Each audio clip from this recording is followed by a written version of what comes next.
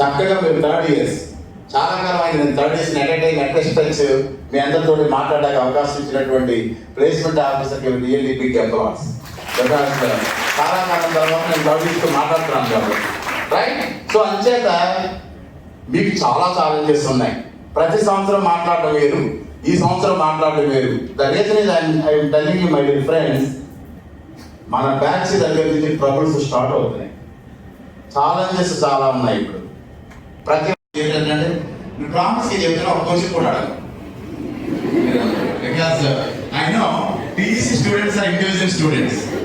Because నేను ఎప్పుడైనా పెద్ద పెద్ద ఆటకి వెళ్ళినప్పుడు ఎవరు ఇంటెలిజెంట్, నేను చాలా ఇంటెలిజెంట్, నాకు చాలా అన్నీ వచ్చాను వాడు చేతులు ఎత్తానంటే ఒక్కరు కూడా ఎత్తరు.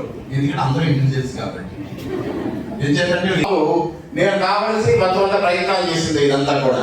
లేకపోతే నేను 15 లక్షలు పర్ మంత్ శాలరీ వదులుకునే కదా. I'm instrumentation manager for the 1200 crores power plant in Vizag. అలాంటిది వదులుకొని ఇక్కడికి ఎందుకు వచ్చి నా టార్గెట్ ఏంటంటే యాజ్ ఏ చాలా మంది ఫాల్స్ ప్రెస్టేజ్లు ఉంటాయి. మీకు చిన్న ఎగ్జాంపుల్ చెప్తున్నాను, ఎంత డౌన్ టు ఎర్త్ పెరగాలి మనిషి అనేది.